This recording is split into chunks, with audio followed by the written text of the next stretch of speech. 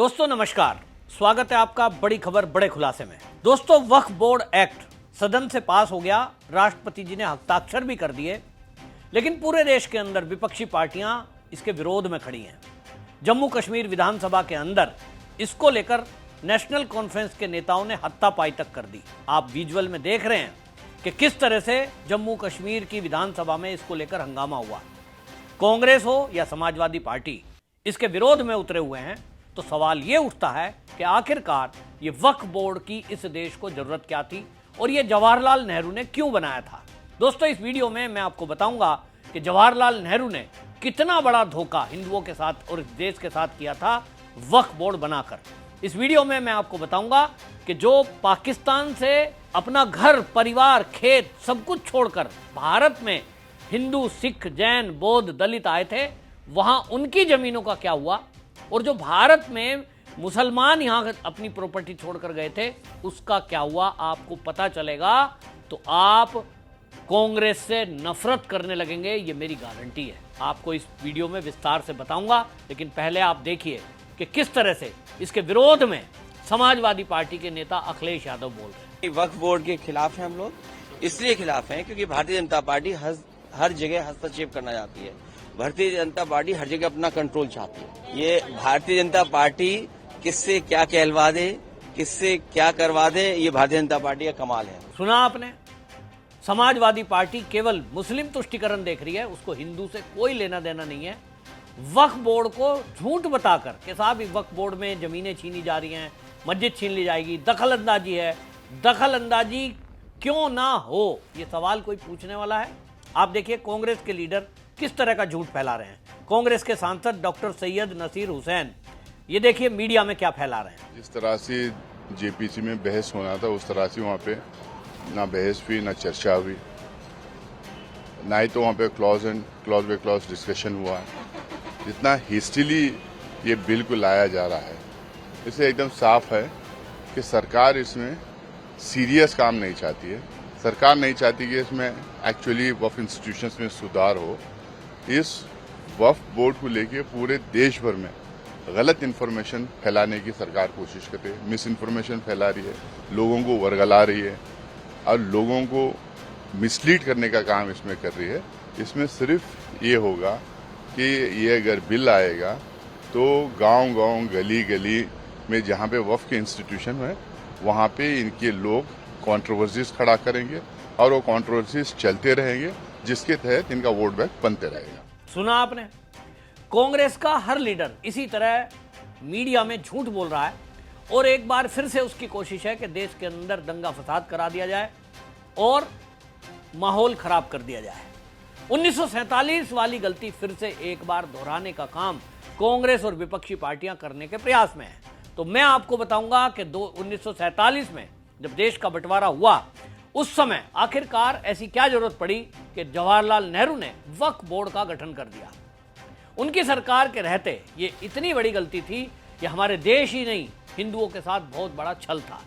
दोस्तों आपको बताऊं कि जब हमारा देश के बंटवारे होने थे, जब अंग्रेज यहाँ इस देश में शासन करते थे, तो माउंटबेटन उसने बंटवारे का एक फॉर्मूला तय किया और यह तय हुआ कि जब दोनों लोग एक दूसरे के साथ नहीं रहना चाहते, मुस्लिम और हिंदू, ये दो बड़े नेता इनके ये कह रहे हैं कि हम तो साहब बिल्कुल एक साथ नहीं रहेंगे, हमने आज़ादी की लड़ाई में जो काम किया है हमें तो अलग मेहनताना चाहिए, हमें अलग जगह चाहिए, हम हिंदुओं के साथ नहीं रह सकते। माउंटबेटन ने एक फॉर्मूला तय किया और उस फॉर्मूले के तहत उन्होंने कहा ठीक है, मुसलमानों को रहने के लिए जो भूभाग आज पाकिस्तान आपको दिखाई देता है, बैठकर नक्शे में समझौता हुआ और उस समझौते के तहत 10.5 लाख वर्ग किलोमीटर की भूमि वो ये कह दिया गया कि ये मुसलमानों को दी जाएगी, जो आज का पाकिस्तान आपको दिखाई देता है। और ये तय हुआ माउंटबेटन के द्वारा मुस्लिम नेताओं के साथ बैठकर कि अब जितने भी मुसलमान इस भारत वाले भूभाग में रहते हैं ये पाकिस्तान जाएंगे और पाकिस्तान में जो हिंदू सिख जैन बौद्ध रहते हैं वो भारत में आ जाएंगे। तो भारत को 32 लाख वर्ग किलोमीटर की भूमि दी गई, जो आज का भारत आप देखते हैं। समझौता तय हो गया, इंटरचेंज शुरू हो गया। हालांकि ये बात अलग है कि उस इंटरचेंज में भी हिंदुओं को मारा गया, बड़ी संख्या में कत्लेआम किया, महिलाओं के साथ रेप हुए। मुसलमानों के दिमाग में कहीं ना कहीं ये बात थी कि जो पाकिस्तान से हिंदू सिख जैन भारत में जा रहे हैं वहां इनकी जनसंख्या ज्यादा हो जाएगी और इसलिए मार दो।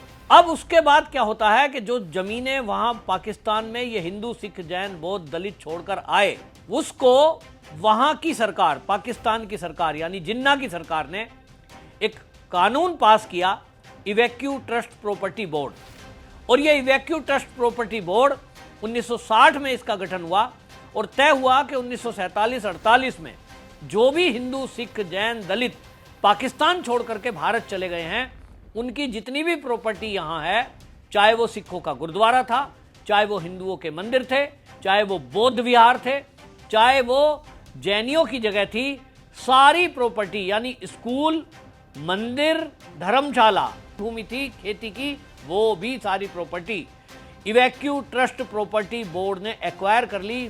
पाकिस्तान सरकार ने उसको एक्वायर कर लिया। और ये हर देश का नियम भी है कि हर देश में भूमि पर अधिकार सरकार का होता है, जो भी खाली जगह है उस पर अधिकार सरकार का है। लेकिन भारत के अंदर जवाहरलाल नेहरू प्रधानमंत्री थे, तो भारत में जो मुसलमान अपनी जमीन प्रॉपर्टी छोड़कर गए, उसको भारत सरकार ने एक्वायर नहीं किया, पाकिस्तान ने तो किया, हिंदू, सिख, जैन, बौद्ध, दलित की जमीन को। लेकिन यहां के मुसलमान जो भारत छोड़कर के समझौते के तहत पाकिस्तान चले गए, यहां जो सरकार थी, जवाहरलाल नेहरू प्रधानमंत्री थे, उन्होंने मुसलमानों की जमीन को भारत सरकार ने एक्वायर नहीं किया और वहीं बनाया वक्फ बोर्ड। वक्फ बोर्ड बना करके ये कहा गया कि अल्पसंख्यक हैं क्योंकि मुसलमान, और इनके भले के लिए ये संस्था काम करेगी। और इसीलिए आपने देखा कि लोकसभा हो या राज्यसभा, भारतीय जनता पार्टी के नेता हमेशा ये समझाते रहे कि ये धार्मिक मामला नहीं है, ये धार्मिक संस्था नहीं है, ये कोई मस्जिद या मदरसा नहीं है। वक्फ बोर्ड जो है वो एक चैरिटेबल आपकी ट्रस्ट है, लेकिन नाम में ही गड़बड़ी है। और इसीलिए मैं ये कहूंगा कि इसको नाम को ही बदल देना चाहिए, वक्फ बोर्ड। वक्फ माने होता है अल्लाह के नाम पर दान दी गई चीज को वक्फ करना कह देते हैं। तो ये नाम ही रखकर विवाद पैदा कर दिया था। शायद उस समय जवाहरलाल नेहरू के समय में मुस्लिम नेताओं को पता था कि आज अगर इसका नाम हम वक्फ करवा देंगे तो जितनी भी भूमि हमारे पास होंगी, कल को हम दावा करेंगे कि ये तो अल्लाह के नाम पर जमीन दान दी गई है, जबकि उसमें बहुत बड़ी मात्रा में यानी बहुत बड़ी भूमि प्रॉपर्टी वो है जो हिंदू, सिख, जैन, बौद्ध वहां से यहां आए थे, उनको रहना था। लेकिन यहां से जो मुसलमान छोड़कर गए, उसके साथ साथ भारत में जो सरकारी जमीनें थी उन पर भी कब्जे कर लिए गए, लूट की गई। कुछ नेताओं ने उसको एक्वायर कर लिया और उस पर प्रॉपर्टी बेचकर करोड़ों अरबों रुपए कमाए, और इसीलिए वो नेता बौखलाए हुए हैं। विपक्षी पार्टी के नेता जो इसको असंवैधानिक बता रहे हैं वक्फ बोर्ड अमेंडमेंट बिल को, वो केवल उनकी बौखलाहट ये है कि इस बिल के बाद उनको जवाबदेही करनी पड़ेगी, कागज दिखाने पड़ेंगे, और यदि वो सरकारी भूमि निकली तो उनको वो भूमि खाली करनी पड़ेगी। यही दिक्कत है। अब सवाल ये उठता है कि जब पाकिस्तान जैसे देश ने इवैक्यू ट्रस्ट प्रॉपर्टी बोर्ड बना दिया था, तो भारत में इसी तरह का एक ट्रस्ट क्यों नहीं बनाया गया? अल्पसंख्यकों के कल्याण के नाम पर वक्फ बोर्ड बनाया, लेकिन वक्फ बोर्ड केवल काम कर रहा है मुसलमानों के लिए, जबकि जो भूमि यहां छोड़कर पाकिस्तान लोग चले गए, उस भूमि को सरकार को कब्जा करना चाहिए था, सरकार को एक्वायर करना चाहिए था, और एक ऐसी ट्रस्ट का गठन करके वो जमीन उस ट्रस्ट को देनी चाहिए थी जो ट्रस्ट यहां रह रहे अल्पसंख्यकों का कल्याण करे। देश में अल्पसंख्यक केवल मुसलमान नहीं है, अल्पसंख्यकों की परिभाषा बाबा साहब भीमराव अंबेडकर का जो संविधान है उसके अकॉर्डिंग वो तय है कि जो 3% से कम है वो अल्पसंख्यक रहेगा। तो उसके हिसाब से बौद्ध, जैन और सिख ये अल्पसंख्यक हैं, और इन्हीं को ये फायदा मिलना था इस भूमि का, जो नहीं मिला। पाकिस्तान जो छोड़कर गए उस पर कब्जा केवल एक कम्युनिटी, मुस्लिम कम्युनिटी ने कर लिया, और आज भी वो दावा कर रहे हैं कि अल्लाह के नाम पर जो जमीन दान दी गई वो तो साहब मुसलमानों की थी, जो पाकिस्तान चले गए वो भी मुसलमान थे, और इसलिए केवल इस पर अधिकार मुसलमानों का है। ये बात अच्छे से समझने की है। ये विवाद जानबूझकर कांग्रेस के द्वारा कराया गया ताकि कल को आने वाले दिन में हिंदू मुस्लिम इस मामले में जब दंगे फसाद हों तो फिर से देश का माहौल खराब हो, और सुप्रीम कोर्ट तक में भी ये जब कोई केस को लेकर हिंदू जाए कि साहब ये तो जमीन मेरी थी, तो उसको कोई कोर्ट में राहत ना मिले, क्योंकि ये कह दिया गया कि ट्रिब्यूनल ही तय करेगा भूमि का मालिक कौन। तो भूमि के मालिक के फैसले में जब कोई जाता है, वक्फ बोर्ड के पास ट्रिब्यूनल के, वो कहते हैं साहब ये तो मुसलमानों की ज़मीन है, मुसलमानों ने अल्लाह के नाम पे दी है, इसका हिंदुओं से क्या मतलब है। और इसी तरह देखिए विपक्षी पार्टी के नेता संसद से लेकर सड़क तक ये बयानबाजी कर रहे हैं कि क्या किसी मंदिर का ट्रस्टी कोई मुस्लिम हो सकता है, अगर नहीं हो सकता तो फिर ये जो वक्फ बोर्ड है इसमें हिंदुओं को क्यों घुसाया जा रहा है। उनको ये समझना होगा कि पाकिस्तान के अंदर जो पाकिस्तान की सरकार ने इवैक्यू ट्रस्ट प्रॉपर्टी बोर्ड बनाया, वो बनाया तो अल्पसंख्यकों के कल्याण के लिए था। पाकिस्तान में जो अल्पसंख्यक हिंदू, सिख, जैन, दलित थे, बौद्ध थे, लेकिन उनके भले का कोई काम नहीं हुआ और केवल उस पर सरकार ने कब्जा किया, पूर्व सैनिकों ने कब्जा किया, नेताओं ने वो प्रॉपर्टी हड़प ली। ठीक इसी तरह भारत में अल्पसंख्यक मतलब केवल मुसलमान नहीं होते हैं और आज तो भारत के अंदर मुस्लिमों की आबादी 20% है, तो ये अल्पसंख्यक की श्रेणी में वैसे भी नहीं आते हैं। इनका अल्पसंख्यकों का दर्जा छिन जाना चाहिए और अब ये हो गए हैं बहुसंख्यक, तो इनको तो अल्पसंख्यक कल्याण मंत्रालय के तहत जो भी सुविधा मुसलमानों को देश में मिलती है, अब तो सवाल ये है कि क्या वो मिलनी चाहिए या नहीं।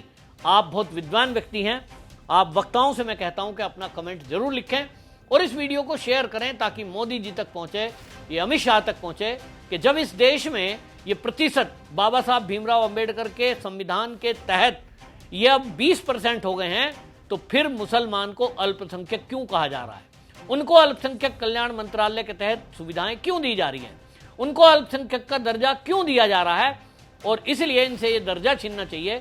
दूसरी बात, वक्फ बोर्ड जो है, इस वक्फ बोर्ड का नाम वक्फ बोर्ड के बजाय इसी तरह का कोई ट्रस्ट का नाम होना चाहिए जैसे पाकिस्तान में है इवैक्यू ट्रस्ट प्रॉपर्टी बोर्ड। यही नाम क्यों नहीं भारत में रखा गया।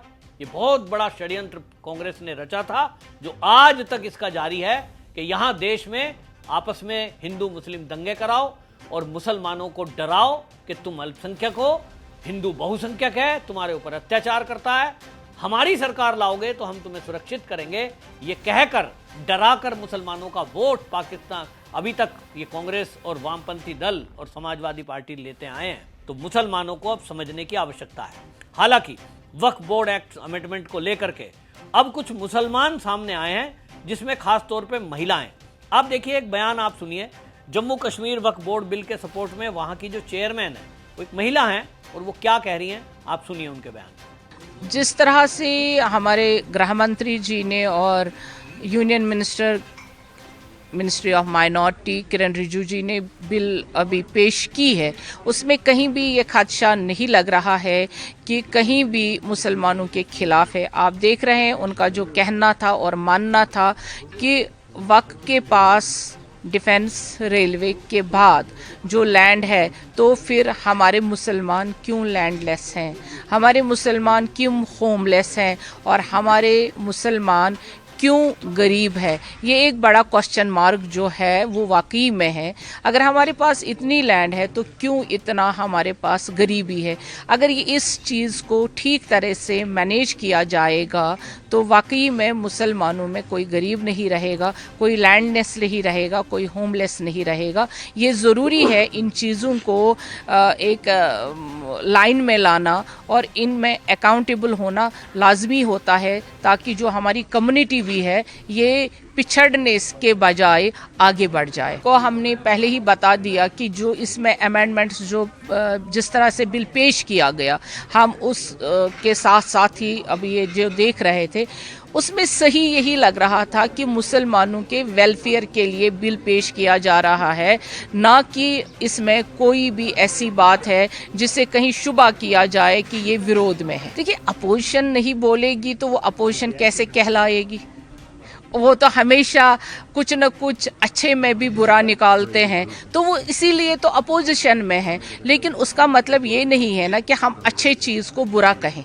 जो अमेंडमेंट्स हैं हमेशा खिलाफ के लिए नहीं होते हैं, हमेशा अच्छे के लिए भी होते हैं। आप देखिए जिस तरह से पॉइंट पॉइंट करके किरण रिजिजू जी यूनियन मिनिस्टर ऑनरेबल ने जो बातें बताई उसमें कहीं भी खदशा जाहिर नहीं होता है कि इसमें मुस्लिम विरोधी कोई बात है, बल्कि जिस तरह से उन्होंने वक्फ बोर्ड्स की बात की तो उसमें तो आप सब जानते हैं, जो आपका सवाल भी है, जम्मू कश्मीर का नाम उन्होंने जिस तरह से लिया, और वाकई में 2022 के बाद जब यहाँ पे जम्मू कश्मीर वक्फ बोर्ड बन गया नए सिरे से, तो हम जीरो से तो हीरो आज बन गए, वो आप सबों के सामने हैं। तो ये इसीलिए होता है जब आप अकाउंटेबल होते हैं। यहाँ भी तो कहते थे तो हैंड टू माउथ, लेकिन आज हम आगे बढ़ रहे हैं और काम कर रहे हैं। देखिए, जब से 2022 से जो वक्फ बोर्ड नए एक्ट के तहत यहाँ बना है,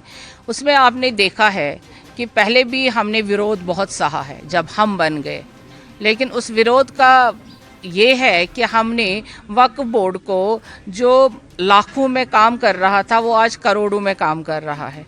आज हम खुद कंस्ट्रक्शन कर रहे हैं, आज हम मुलाजमों की तनख्वाहें बढ़ा रहे हैं जो 4000 पे काम कर रहे थे पिछले 25 साल में। आप इस बिल का भी इसी से जम्मू कश्मीर वक्फ बोर्ड के साथ हिसाब लगाइए कि वक्फ बोर्ड अगर काम करेगा तो जम्मू कश्मीर वक्फ बोर्ड की ही तरह काम करेगा, जो आज लाखों में है वो कल करोड़ों में होगा। तो सुना आपने डॉक्टर साहब क्या बता रही हैं। ये वक्फ बोर्ड की चेयरमैन है और ये बोल रही हैं कि इसमें जो सरकार ने बदलाव किए हैं वो बहुत ज़रूरी थे, क्योंकि गरीबों के लिए, महिलाओं के उत्थान के लिए आज तक वक्फ बोर्ड ने कोई काम नहीं किया। लेकिन इसके बावजूद भी आप ये देख रहे हैं कि विपक्षी पार्टियां दंगा फसाद कराने पर उतारू हैं और मुसलमानों को झूठ बोलकर भड़काया जा रहा है। अब ये आपकी और मेरी जिम्मेदारी है कि हम सच को सामने लाएं। विपक्षी पार्टी के नेताओं से ये सवाल करें कि पहले तो ये बताओ कि वक्फ बोर्ड बनाया क्यों, आपने इसका नाम एक ऐसे नाम पर क्यों रखा। इसको आप हिंदू बोर्ड भी रख सकते थे, वो नहीं रखा आपने। जैन बोर्ड रखते, दलित बोर्ड नाम रखते। सवाल तो ये है कि दलित अल्पसंख्यक है, बौद्ध जैन अल्पसंख्यक है, क्यों नहीं इसको बौद्ध बोर्ड बना दिया।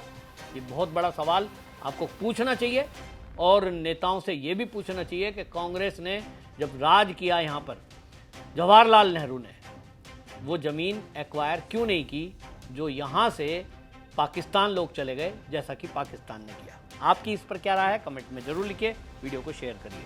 वंदे मातरम।